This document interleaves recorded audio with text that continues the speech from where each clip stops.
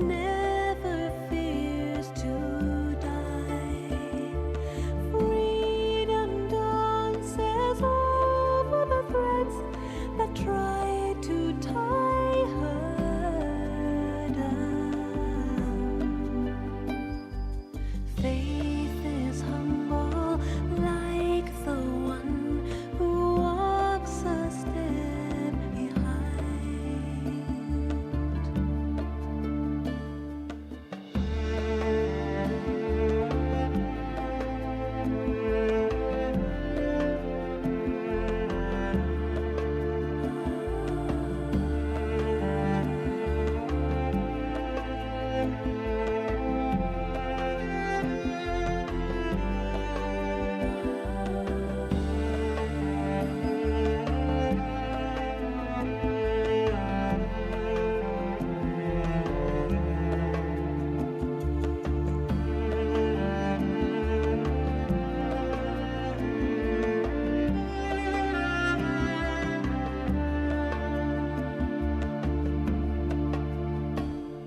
Say goodbye to all you see, to all you've been and desired. Take your place and dance the dance and leave this world behind. Fly up high, the proudest eagle, a true king of our skies. Feel the chains begin to break, become the light. You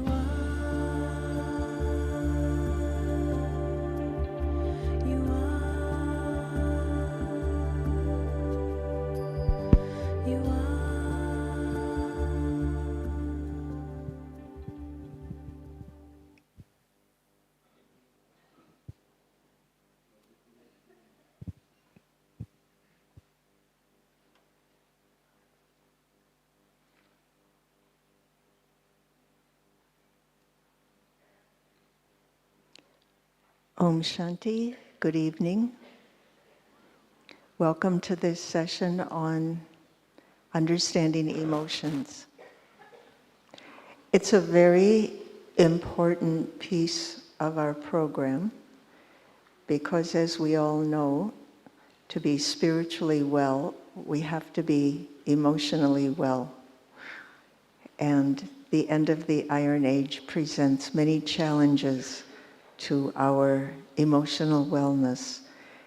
And so this is a session for us, for our own personal power and peace of mind. And we have to present this evening Sister Gopi from Australia. Very, very, the perfect instrument to present this topic, I would say. Sister Gopi has been with Baba for over 40 years in Australia. She's coordinated many centers in Australia. She currently resides at the Blue Mountains Retreat Center close to Sydney.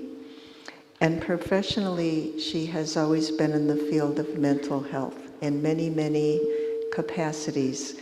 I would say she's one of the pioneers in mental health maintenance in the Brahmin family.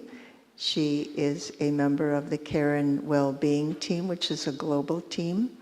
She's also a core team member of the mental health team, and she has provided many, many seminars like this and mental health services in many different ways. And so she will give us an overview tonight of understanding emotions. And as you're listening to this session, if any questions come up in your mind, be aware that at the end there will be a short time for Q&A.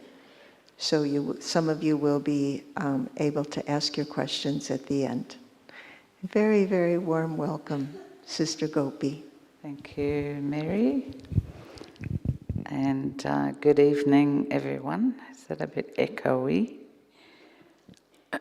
So this will be a PowerPoint presentation, and I'll be saying various things between each slide about emotions. And one thing that we know is that we don't actually ever hear Baba use the word emotion. I don't think anyone's heard Baba use that word, but he does in the Murlis talk a lot about pure feelings.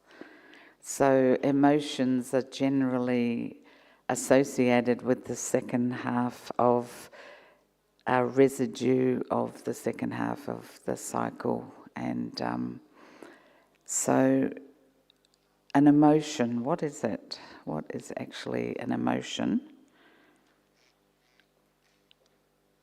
So simply put, it's energy in motion. So if I have a thought about a particular thing, a person, a situation, etc., I may well feel an emotion associated with that. It may be a fairly strong emotion, it may be something fairly light, but there'll be some kind of feeling or emotion related to that. So it's a form of energy. Emotions don't last long. Apparently they last for less than a couple of minutes, some even much less than that. But it's what we do with them that is the important thing to understand. So everyone has emotions, and in the Murlis, Baba has said, you may have heard, Baba has said, to feel is to fail. Now, that's quite a deep point to understand in relation to not giving yourself a hard time about having a feeling where you may feel you have failed, right? So we need to actually acknowledge our feelings, the emotions that we do have. So another quote, and this isn't from Bapdada, but it's a very health-related quote, is to feel is to heal. So the idea of doing this presentation on understanding emotions is so that we can actually feel okay about having emotional responses to things, because sometimes Brahmins are very hard on themselves and can be quite self-judgmental in relation to what they're feeling. So to feel is to heal, and I'll go into that in a bit more detail as we go through this presentation. So what is self-sovereignty? So Baba's encouraging us to be the ruler of our mind, our intellect, and our sanskars. And for all of you that have done or deliver the positive thinking course, you would know that there is the quote from that: we are the creator of our thoughts and the resultant emotions from those thoughts. So basically it's our responsibility with Baba's help. So it can be difficult to understand your emotions if you don't understand how they work. So to have a more stable emotional state, we need to acknowledge the actual emotion. So observe it, and observe it in a detached way. And also to be able to describe it, because sometimes we might be feeling something and we're not actually sure what it is that we're feeling. I remember when I was quite new in Gyan, and there was some scenarios going on that were making me feel quite angry. and I wasn't that in touch with my anger at the time, and I knew this turmoil was going on, but I couldn't quite pinpoint what it was. So to actually be able to describe an emotion and know what it is very helpful for us to be able to eventually, move on and let go of that. And, there's been quite a awareness, I guess, or lack of awareness about people being very out of touch with their feelings, especially in the West. And so to come into that awareness and appreciation of what we are actually feeling, so the emotions we might be having, and I'll go into a few of the very common ones. So observing it, then being able to describe it, that is to be able to name it. So to be able to say to yourself, well, I am feeling sad, or I am feeling disheartened, or I am feeling irritable, and just being aware of the self-talk that might go with that, because what follows on from the awareness sometimes is what needs to be worked through or understood or let go of or handed over to Baba, whatever you want to do with it. So what are my emotions doing for me? So there actually is a positive side to having emotion, and some of the things that they might do is that they put us into a state of alertness, so making us aware of, okay, I need to do something right now, I need to act. I can't just let this keep happening or this situation keep repeating, and I don't want to keep feeling this way about, this person or myself or the situation. So we want some change. Emotions will often indicate that there's a need for that. Our body language and our voice tone communicates emotion to others, so we can't really hide them. Even in a situation, if we're, trying not to feel a particular thing or let other people know that we are feeling that, it's often seen, because emotions will come on the face. So we can see and read them, sometimes not so accurately, but we get a bit more discerning at being able to do that. I just want to ask, is translation going okay for everyone? I'm not talking too fast. Okay, translation, good.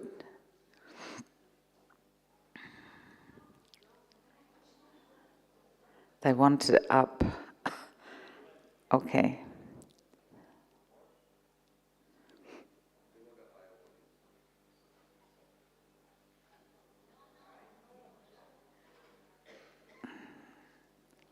So, I'll continue.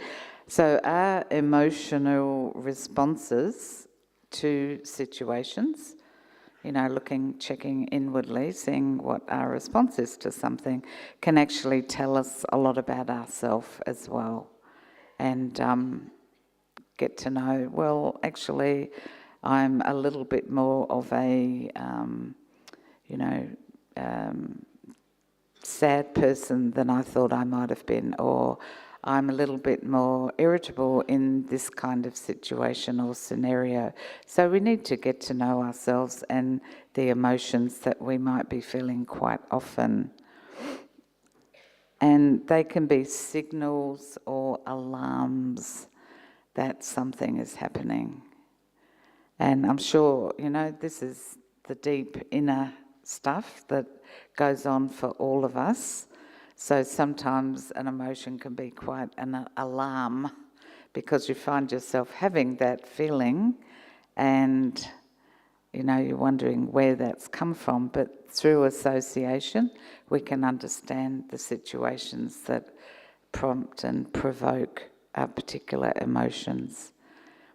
But also to be aware that if I'm experiencing a particular emotion about a scenario, it doesn't necessarily mean that it's totally fact. Yeah?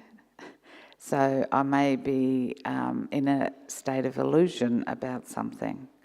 So my response to a particular scenario might be to feel quite, say, disheartened, but in the same scenario, another person might be feeling quite joyful, depending on our sanskaras, our appreciation of things, understanding, etc., etc.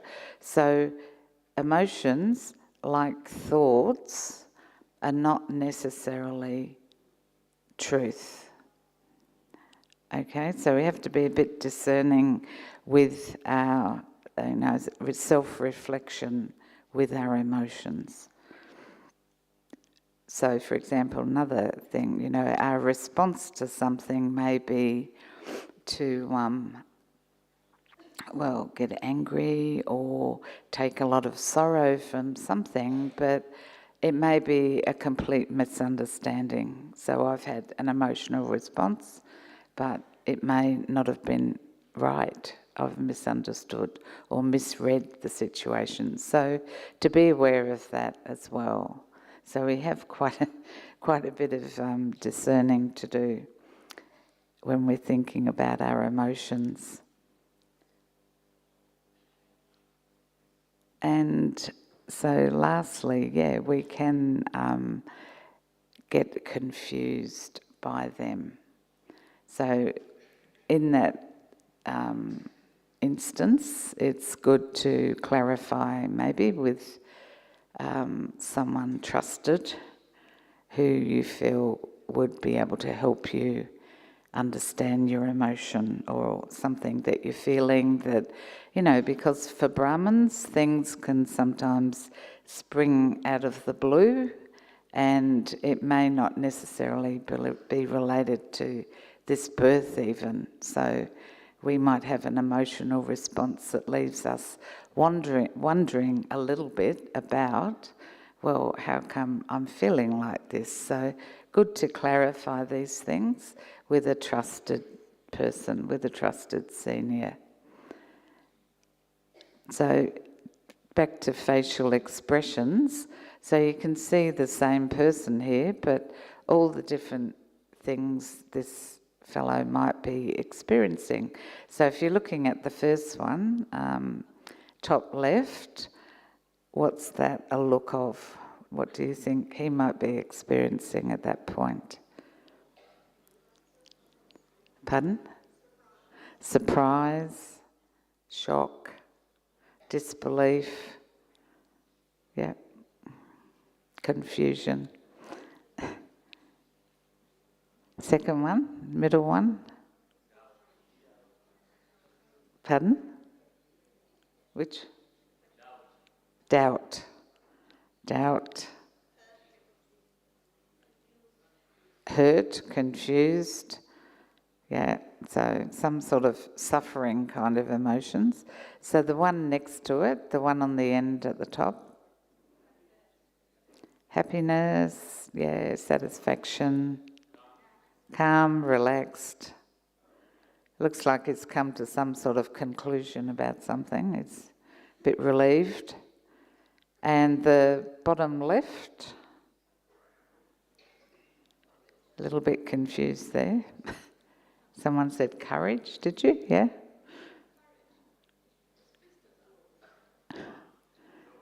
Fun and joy. Mischief. The one in the middle. It's definitely a look of disgust, I think. It's a bit disgusted by something. And the one on the end, not happy, not pleased, sad, upset. lots of things. So lots of different things we can see in facial expressions.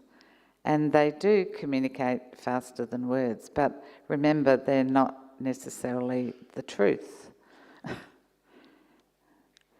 So what makes it hard to stabilise my emotions? So what can get in the way? And going back to our childhoods, so our biology, for example. So some children are born into situations, and yes, we know about the law of karma, where there might be a higher emotional sensitivity in that environment. For example, parents, both parents or one parent or even a sibling may have mental health issues or, addiction, etc., or issues that are affecting the stability of the environment. So this can impact on children as they are growing up into that kind of environment. And a lack of skills. So from the mother to the baby, when children are very young and they are taking the drishti from their mothers, that drishti needs to be very unconditionally loving, but it's not necessarily always the case. So some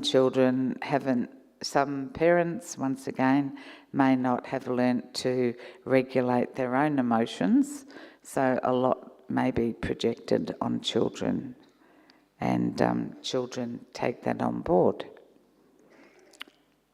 And so reinforcing consequences.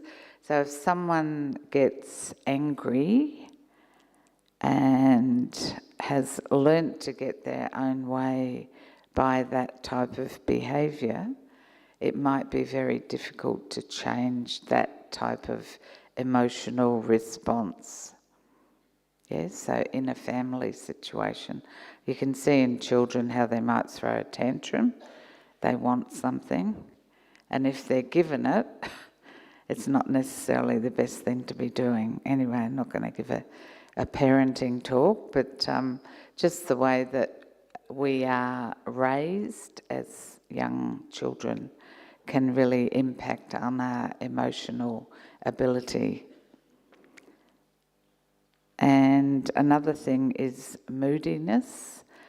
And so some people have more mood up and downs than others, and this can also interfere with emotional intelligence. Another thing is mental overload. And I'm sure we all know that if we've got too much on our plate, too many things happening, our emotions are a little bit more fragile or a little bit more frazzled and willing to pop out when we at least expect them to. So being aware of not getting too mentally overloaded. So there's also quite a few myths about emotions, things that I can actually believe about my own emotions. So getting back to the idea of my beliefs and, for example, how I might interpret an event.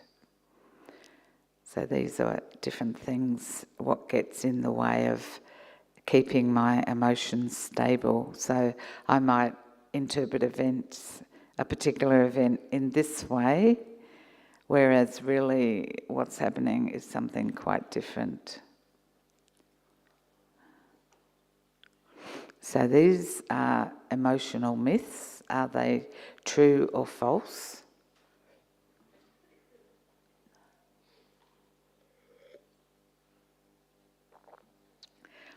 And some of you might be aware of the use of should, must and ought to,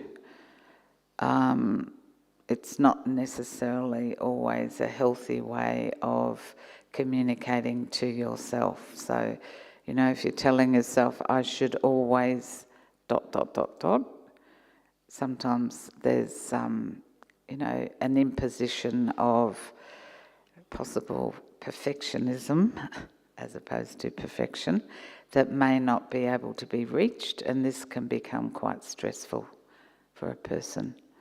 So, first one here, there's a right way to feel in any situation. So, who agrees with that? No one. Who disagrees with that? So everyone's sort of a bit on the fence with this. Okay. So is there a right way to feel in any situation? False. Yeah, exactly. You get 10 people, they'll all be feeling something different. So there's no right or wrong. Of course, we have Srimat. We attempt to adhere to Baba's directions as much as possible, but within the context of that, there is many ways that we might respond to a situation, feeling-wise, because feelings just happen like that.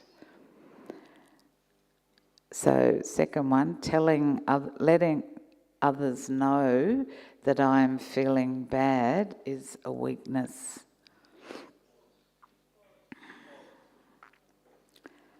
Yep, false. So if you do think that, that's true, some of you might, just have a look at that, because it is actually false. It's a myth.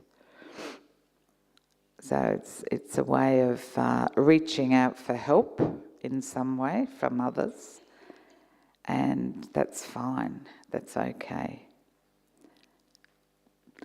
So third one is being emotional means being out of control.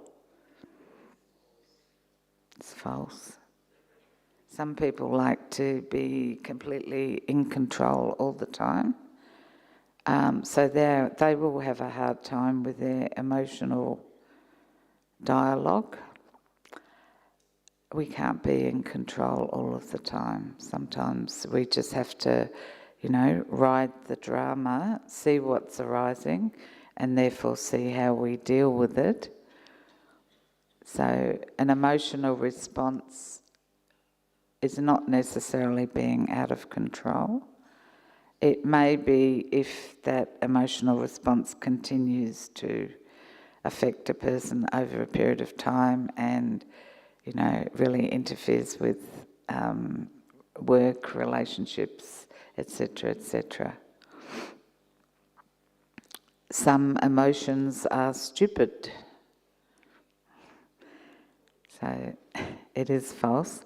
So sometimes we might tell ourselves, though, talk to ourselves might be, as we're feeling a particular emotion, we might also be telling ourselves that we're being stupid. So be aware of that and just, see if you are doing that. It's not stupid. So everything is relevant, and we have to just acknowledge that this is how I am thinking, this is how I'm feeling, and what am I going to do about it to improve the situation. So another one, emotions should always be trusted. So what do you think of that? Yeah. I mean, sometimes they can be, but sometimes not.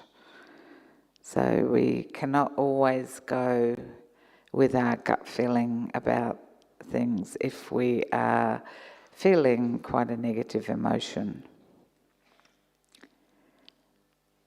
Emotions can just happen for no reason.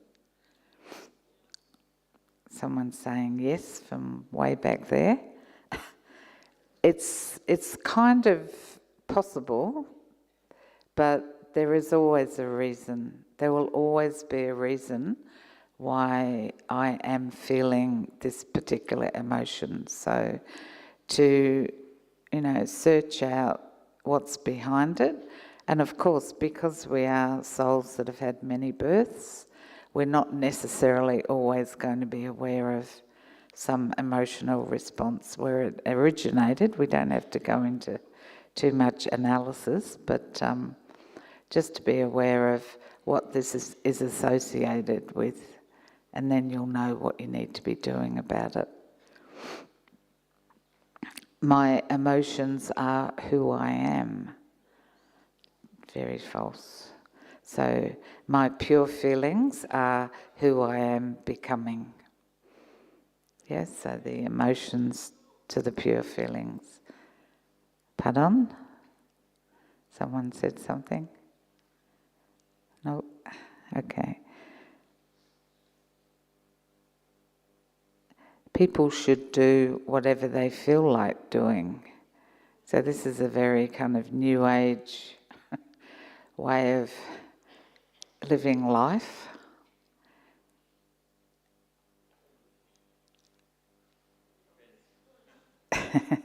It depends. Well, for Brahman souls, it's not necessarily going to be the case, is it? We're going to be quite discerning about what we do. So feeling like doing something means, following your emotions. Are those emotions being beneficial? So, we have to understand this. So, painful emotions are not important and so should be ignored. Does anyone think emotions should be ignored? No. No, they shouldn't, because they're not going to go away just like that. We'll do a little exercise shortly and see with a particular emotion how we can settle it down a bit.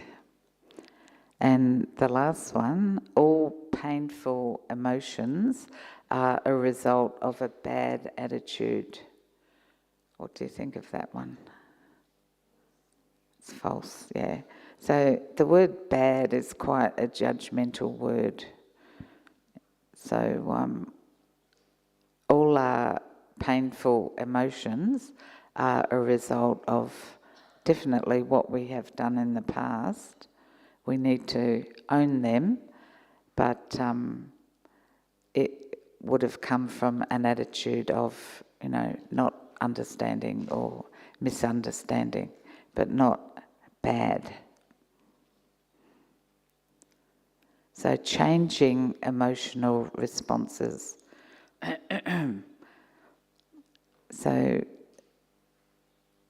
just in brief, solving the problem by changing the situation. So if I'm finding I'm having a particular response quite regularly to a particular scenario, person, situation, way of thinking, etc., then really I need to go more deeply into understanding Gyan for that particular scenario.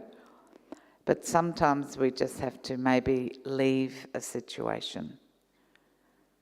We might be involved in a group or, some meeting situation, and if we're not able to contain our emotions easily enough, it might mean we just need a break, or it might mean we need a bit of a change from that scenario. And also, in these situations, talking to the relevant senior trusting person that can be of help if that's what you need. So ideally we're going to be changing our emotional reactions to a situation. And another way is to radically accept the situation. So I think we're in times now where we have to be accepting a lot more than we have previously. It's just the way the world is, and accepting something doesn't necessarily mean that we totally agree with it, but we're accepting that it is. So this is what is happening, this is how it is, therefore what is my responsibility in the situation? And this kind of attitude can give you a sense of freedom and less emotional suffering. So emotions are complex and consist of several parts that happen at the same time. What could this person be feeling? So many things. It looks like sorrow. She might be feeling angry, she might be feeling jealous, she might be feeling shattered. Pardon? Guilt. She might be feeling guilt. She could be feeling lots of things all at once. So facial expression. So what about this one? It's a bit different. What's she feeling? Joy? Lightness? Yeah? Happy? All very sweet feelings. Now this is a quote from Mike George in his book, one of his books, I think it's called What's in the Way is the Way. And he says quite a bit about emotions, and his view on it is that all emotional suffering stems from the ego. And with that, the attachment and identification, or the ego, with an image, an idea, a memory, concept or belief that appears in our mind. So there's quite a lot to think about in that. So that might be something that is useful.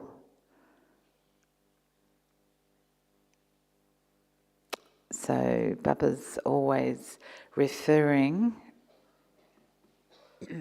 every day in the Murli to creating pure feelings.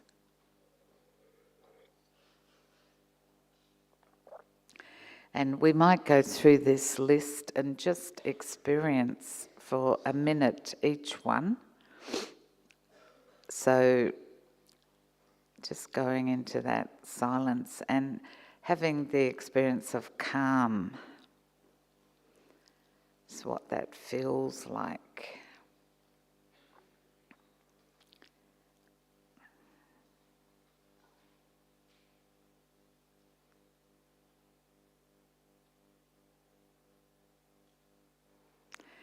And the next one is curiosity. So what is the feeling of curiosity? Curiosity is a very positive thing.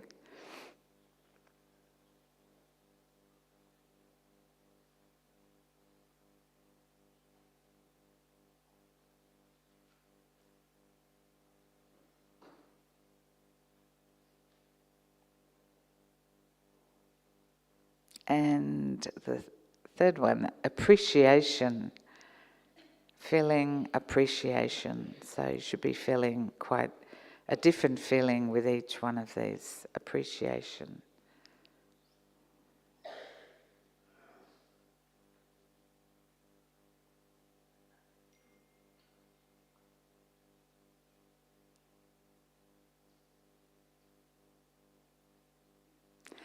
And love.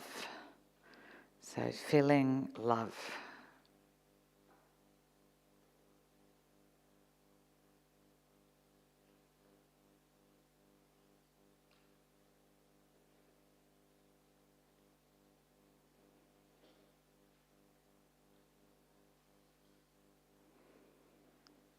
And now feeling joy or happiness.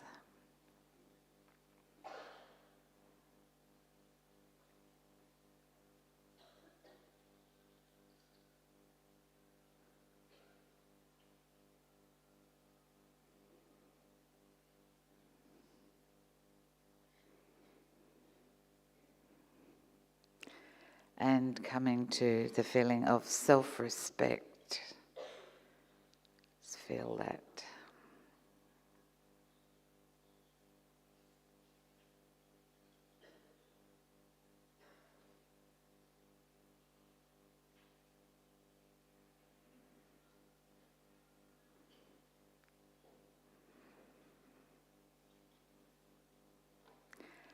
And the feeling of peace.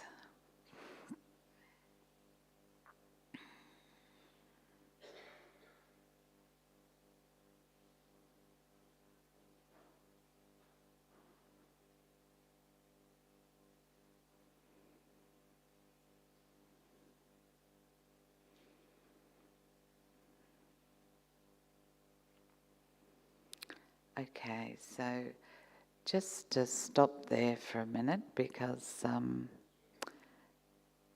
see the list, there's quite a list. So did you find that quite easy to do, just shifting into a different feeling in that time? That's good, if that was quite easy to do. So you can see how each pure feeling has such a different energy with it, and to be able to just shift into those pure feelings is a sign that we are, having that connection with Baba and being able to tap into those feelings with Baba. So, creating those pure feelings. And just, for example, on love, Baba has spoken in the Murlis about, he's actually teaching us all to do that because we hadn't been able to love properly because our hearts had been broken in a million pieces. So he teaches us these pure emotions, and this is yoga. So bringing your experience of yoga into this understanding of emotions, pure feelings. Now, onto the emotions again. So these relate to our old ways of thinking and so feeling. So we've still got that residue of these old emotions. So you can see them up there. They're all fairly common ones. And I'm sure we can relate to all of those and what they all feel like. We're not going to go through the list, but just so you are aware of them. And I'm sure some of you have seen, you get those little posters with all those faces on them, and they show all the different emotions, like naming them, but also the look on the face. Yeah. Emojis, yes, well, yeah.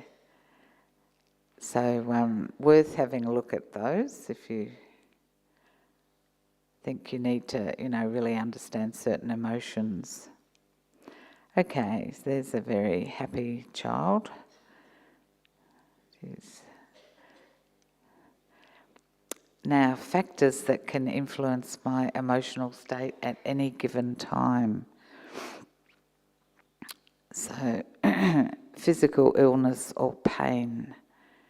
So will give rise to certain emotions. I've got alcohol or drug use there, so I'm sure that's not problematic in this environment, but just in case you are, involved with people who might be,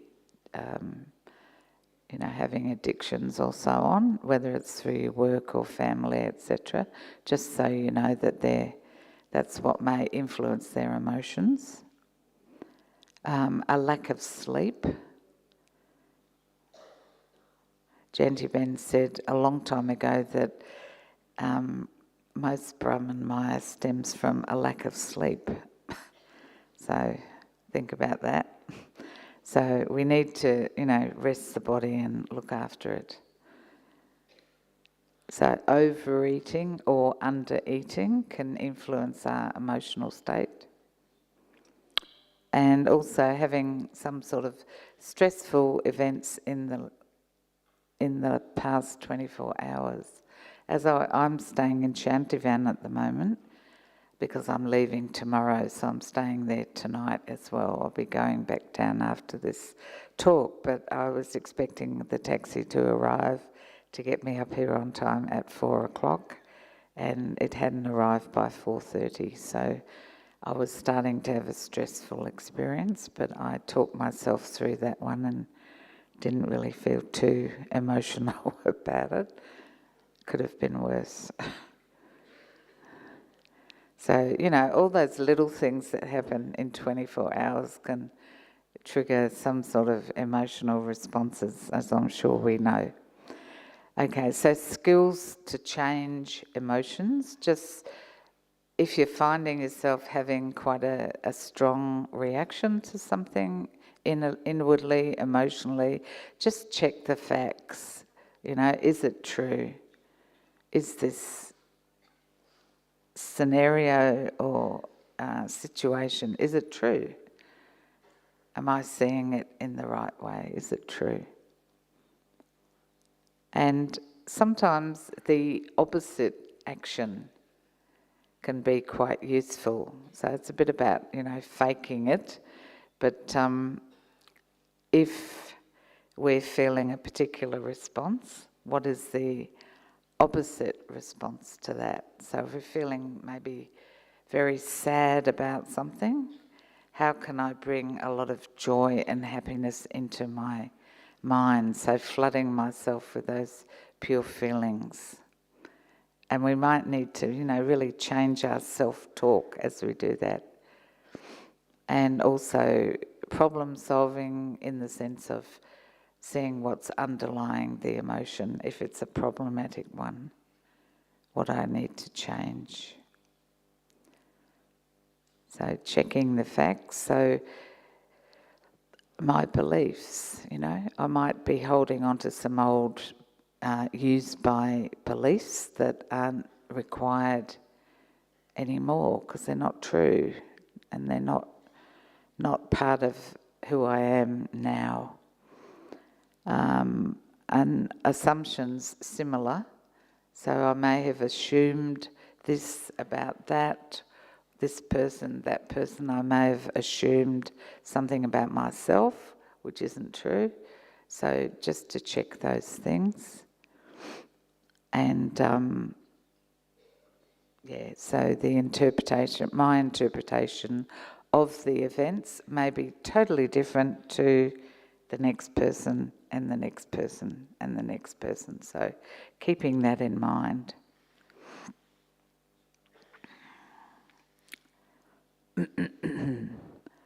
So what Baba encourages us to do as far as problem solving goes, and there's a whole lot more that could be added to this, but basically Baba inspires us to accumulate positive feelings by having yoga with him. Take care of your mind, keep your intellect clean, be set on your seat, don't become upset. And also, importantly, taking, even though, we want to be totally soul-conscious, we still have to have regard and respect for this body that we're carrying around with us, and we have to not neglect it. So exercise, balance, eating, being aware of our moods and so on, and getting enough sleep.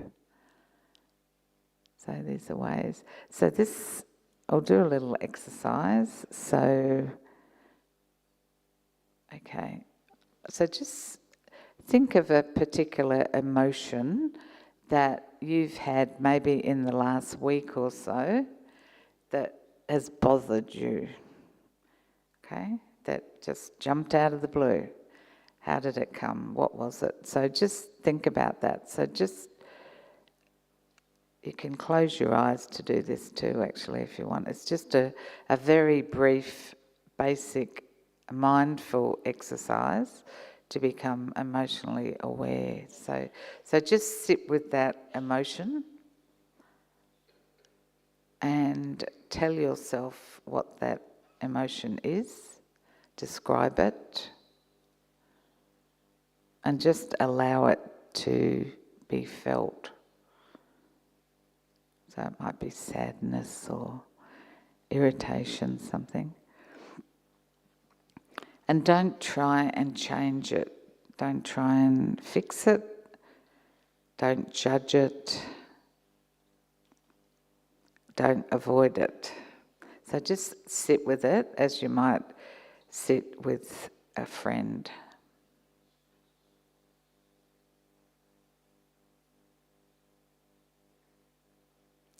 And basically this little exercise, that's it, is just to become aware of your emotional experience.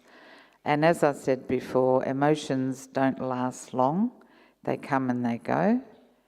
And the more that we actually, especially if we have a problematic emotion, so you might be, someone who gets a bit angry, etc., gets a bit sad, gets a bit disheartened. If we have an emotional response that we want to change, just remember it needs acknowledging, and to be able to sit with it, it will start to dissipate and it will not have its impact. So what's she feeling? Elderly lady. She could be quite blissful, happy.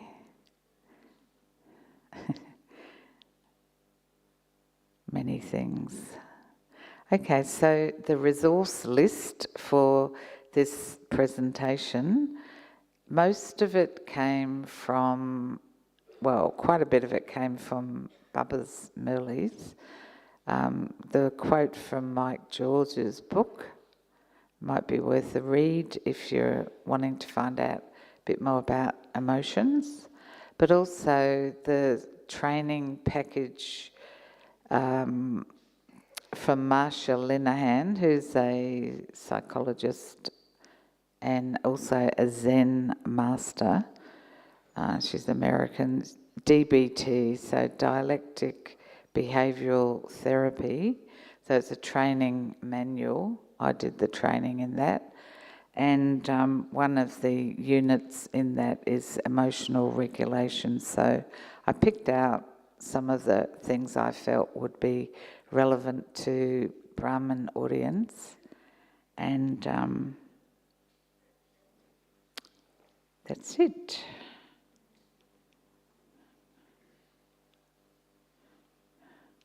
So I just wonder if there's any questions. We've got about 5 minutes. If anyone wants to either ask a question or any comments. And keeping in mind, this is a very simplistic presentation on emotions, but I hope it's been helpful. Has it been helpful?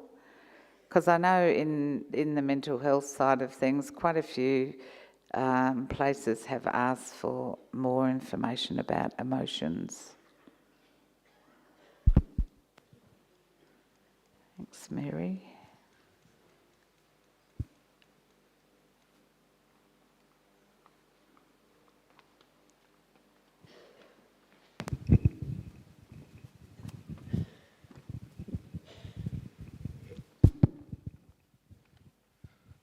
Om Shanti.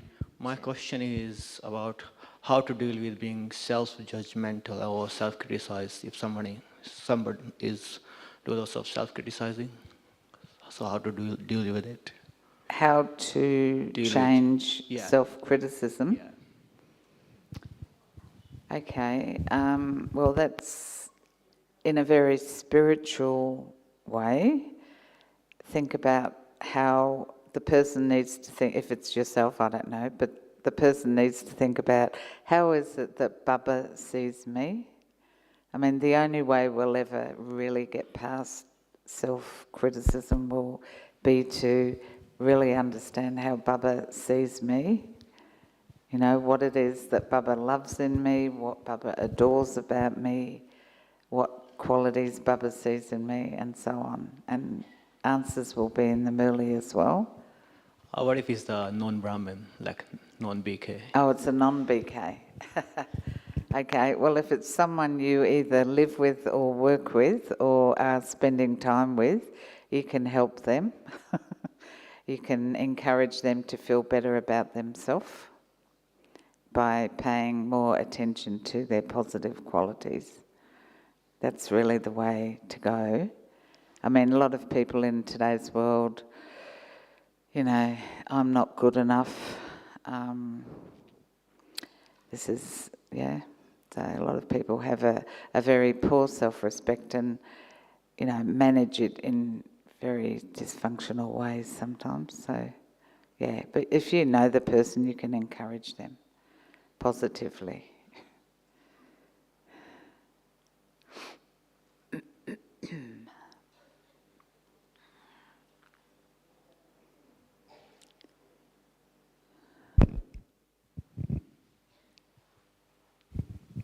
Om Shanti, Gopi Ben, thank you so much for having found the time to be with us here in Gyan Sarovar, even if you're leaving tomorrow. And concerning tantrums, my parents have always thought that tantrums were something normal for children. And now you're saying that it may not be normal. So we always expected that myself and my other 5 brothers and sisters would have it as something normal. What do you think about that? Okay, I don't want to go too much into parenting and how to do and what to do, but yeah, I mean, children having a tantrum is their way of making themselves heard, getting across their needs. I'm not saying it's a bad thing, it happens, so, but adults, you know, especially Brahmins, but adults having tantrums, because that can happen too, not so good. So, yeah, I'm not saying children shouldn't have tantrums, because in the Iron Age, children will be having tantrums, definitely. Does that answer that? Yeah. You want to come up here and get the mic?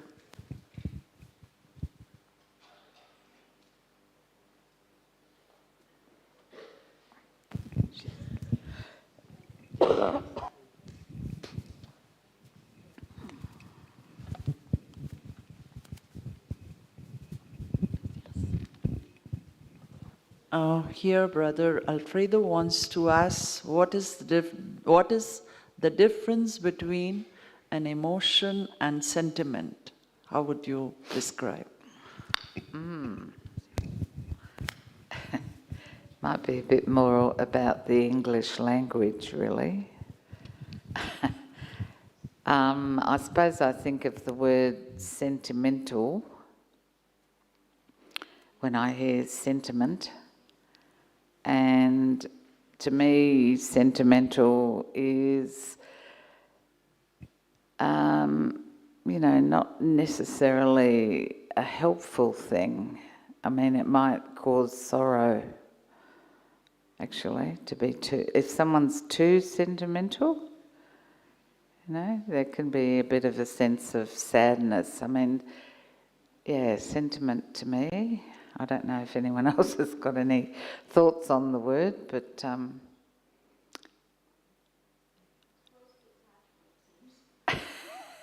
close to attachment, someone's saying. Yeah.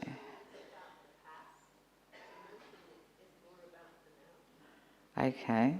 Sentimental is about the past. So yes, we can, you know, we can linger on feelings and, you know, keep lots of pictures of people and, you know, be sentimental about things, but is it necessarily helping us become free from relationships that are not taking us forward. Yeah? That's how I would say it. Does that help? I think emotion is quite different to sentiment. Yeah. Sentimental is like a description of what has happened, whereas an emotion is a distinct feeling.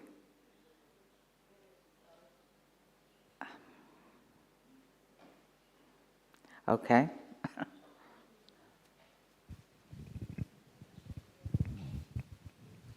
Possibly in different languages there might be different thoughts about it.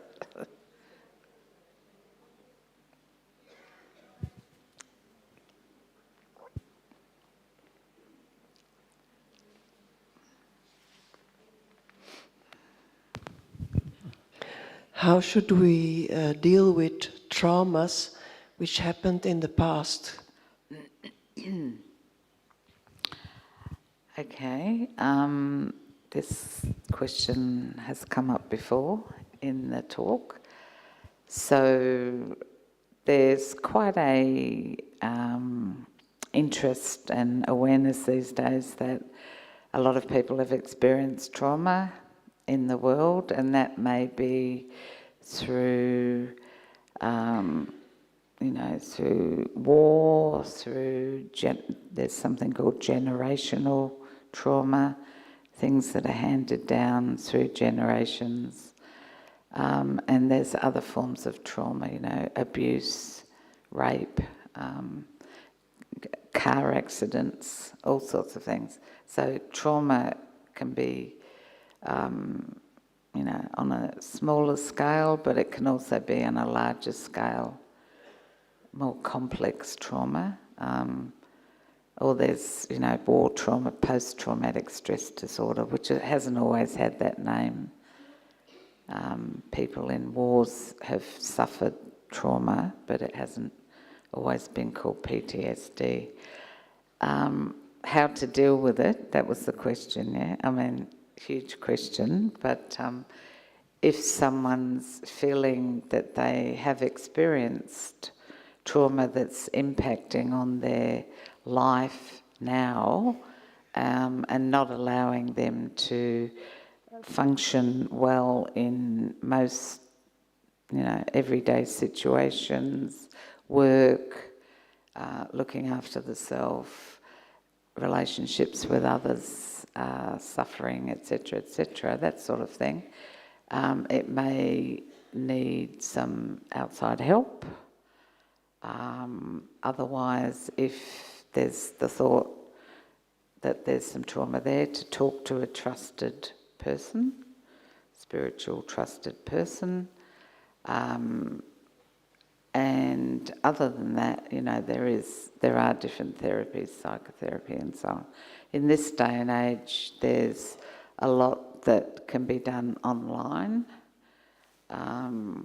But if someone really feels there's a lot of burden and needing to maybe unload that burden and talk through it, there's a whole range of psychotherapists and counsellors, psychologists, etc.